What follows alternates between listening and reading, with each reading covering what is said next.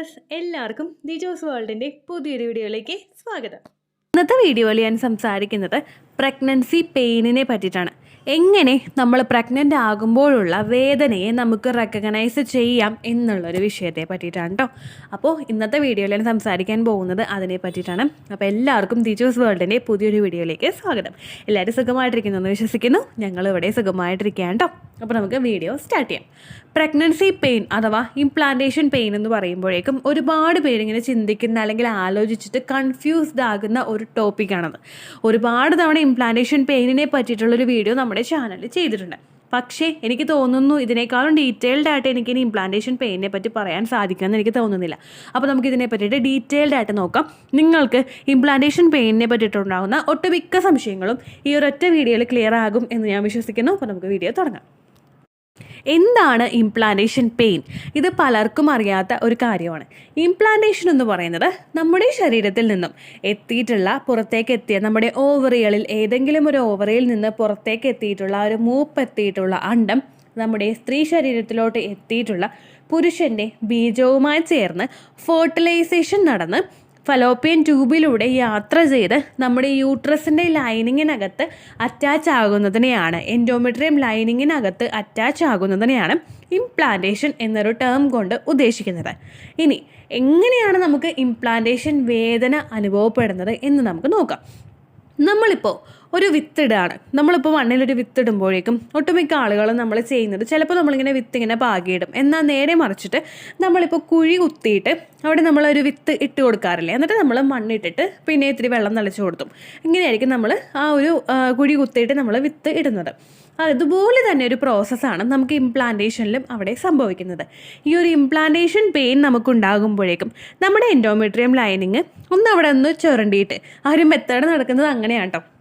അവിടെ നിന്ന് നമുക്ക് കുറച്ചൊന്ന് നമ്മുടെ സ്കിന്ന് അല്ലെങ്കിൽ ആ ഒരു ടിഷ്യൂസൊക്കെ ഒന്ന് മാറ്റിയിട്ട് നമ്മുടെ യൂട്രസിൻ്റെ ആ ഒരു ലൈനിങ്ങിൽ വന്നിട്ട് ഈ ഒരു എംബ്രിയോ അങ്ങോട്ട് അറ്റാച്ച് ആകും. ഈ ഒരു അറ്റാച്ച് ആകുന്ന സമയത്ത് നമ്മുടെ ആ ഭാഗത്ത് നിന്നൊന്ന് ടിഷ്യൂസും അതുപോലെ ബ്ലഡിൻ്റെ ടിഷ്യൂസൊക്കെ ഒന്ന് റിമൂവ് ആയിട്ട് ഒന്ന് അറ്റാച്ച് ആകുന്നതിൻ്റെ ആ ഒരു ഭാഗമായിട്ടാണ് നമുക്ക് ആ ഒരു ഇംപ്ലാന്റേഷൻ പെയിൻ അനുഭവപ്പെടുന്നത്. അപ്പോൾ ഇംപ്ലാന്റേഷൻ പെയിൻ എന്ന് പറയുന്നത് എന്താണെന്ന് നിങ്ങൾക്ക് എല്ലാവർക്കും മനസ്സിലായല്ലോ. അടുത്തത്, എന്തുകൊണ്ടാണ് എല്ലാവർക്കും ഇംപ്ലാന്റേഷൻ പെയിൻ അനുഭവപ്പെടാത്തത്? പലർക്കും മൈൽഡായിട്ടുള്ളൊരു വേദനയായിരിക്കും ഇംപ്ലാന്റേഷൻ പെയിനിൽ ഉണ്ടാകുന്നത്.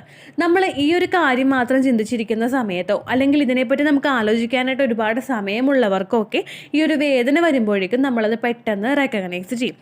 എന്നാൽ നേരെ മറിച്ച് നമ്മൾ ധൃതിക്ക് എന്തെങ്കിലും പണി ചെയ്തുകൊണ്ടിരിക്കുകയാണ്, ഓഫീസിൽ എന്തെങ്കിലും കാര്യങ്ങൾ ചെയ്തുകൊണ്ടിരിക്കുകയാണ്, അല്ലെങ്കിൽ ഒരു മൂത്ത കുട്ടിയോട് നമ്മൾ കളിച്ചുകൊണ്ടിരിക്കുകയാണ്, നമ്മൾ വേറെ എന്തെങ്കിലുമൊക്കെ, ഇപ്പോൾ രാത്രി നമ്മൾ ഉറക്കത്തിലാണ്, അങ്ങനെയുള്ള സമയത്തൊക്കെ ഈ ഇംപ്ലാന്റേഷൻ പെയിൻ പലർക്കും റെക്കഗ്നൈസ് ചെയ്യാനായിട്ട് സാധിക്കില്ല. പിന്നെ ഈ പെയിനിൻ്റെ ആ ഒരു തോത് പലർക്കും വ്യത്യാസമായിരിക്കും. ചിലർക്ക് പീരിയഡ്സ് വരാൻ പോകുന്ന തരത്തിലുള്ള ഒരു മൈൽഡായിട്ടുള്ള ഒരു ക്രാമ്പിങ് ആയിരിക്കും. ചിലർക്ക് ജസ്റ്റ് ഒരു ചെറിയൊരു വേദനയായിരിക്കും ഇംപ്ലാന്റേഷൻ നടക്കുന്ന സമയത്ത് ഉണ്ടാവുന്നത്. അടുത്തതായിട്ട് എല്ലാവരും ചോദിക്കുന്ന ഒരു കാര്യമാണ്, എപ്പോഴാണ് ഇംപ്ലാന്റേഷൻ വേദന അനുഭവപ്പെടുന്നത്?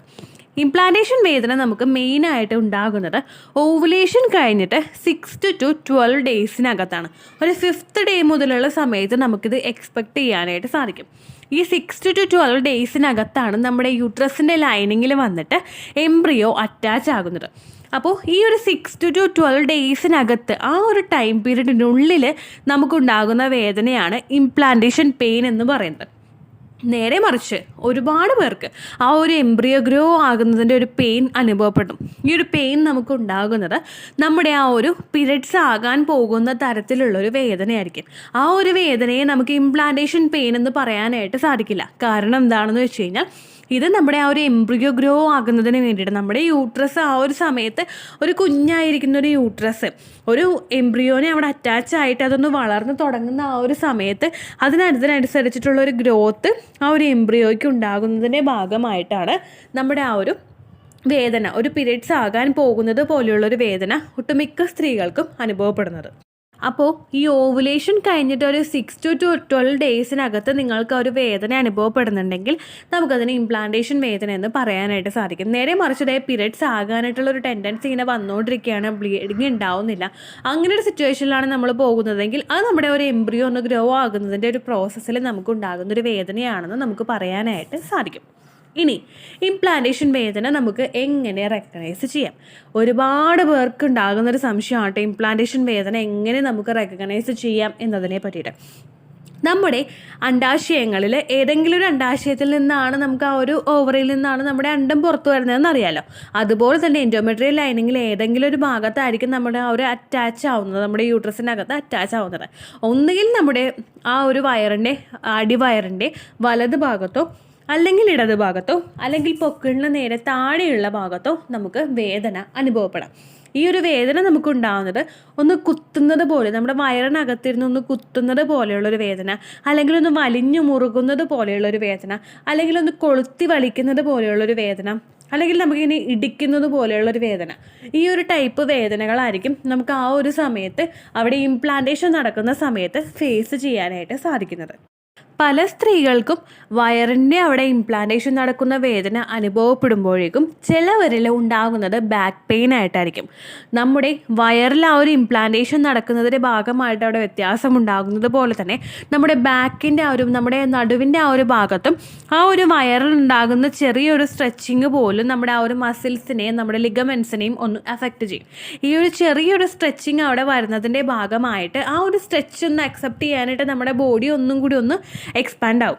ഈ ഒരു എക്സ്പാൻഡ് ആകുന്നതിൻ്റെ ഭാഗമായിട്ട് പലരിലും തന്നെ, ഒട്ടുമിക്ക സ്ത്രീകളിലും തന്നെ ഇംപ്ലാന്റേഷൻ നടക്കുന്ന ആ ഒരു സമയത്തിൻ്റെ ആ ഒരു സിറ്റുവേഷനിൽ നമുക്ക് ബാക്ക് സൈഡിൽ നമ്മുടെ നടുവിൻ്റെ ഭാഗത്തും നമുക്ക് വേദന അനുഭവപ്പെടും.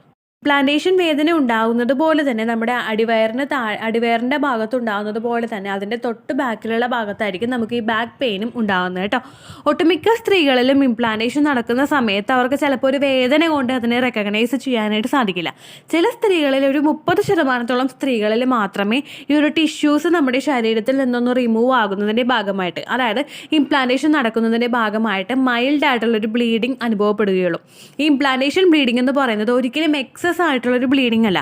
നമ്മുടെ ആ ഭാഗത്ത് നിന്ന് ആ ടിഷ്യൂസിനെ, അതുപോലെ ബ്ലഡ് ടിഷ്യൂസിനെയൊക്കെ ഒന്ന് തുറന്നിട്ട് നമ്മുടെ ആ ഒരു ഇംപ്ലാന്റ് ആകുന്നതിൻ്റെ ഭാഗമായിട്ടാണ് ആ ഒരു ഭാഗത്ത് നമുക്ക് വേദനയും അതുപോലെ തന്നെ ബ്ലീഡിങ്ങും ചിലരിൽ ഉണ്ടാകുന്നത്. മൈൽഡ് ആയിട്ടുള്ളൊരു ബ്ലീഡിംഗ് ആയിരിക്കും. ഒരിക്കലും കട്ടയായിട്ടുള്ള ബ്ലീഡിങ്ങോ അല്ലെങ്കിൽ ഭയങ്കര ബ്രൗണിഷ് ആയിട്ടുള്ള ബ്ലീഡിങ്ങോ ഒന്നും ആയിരിക്കില്ല.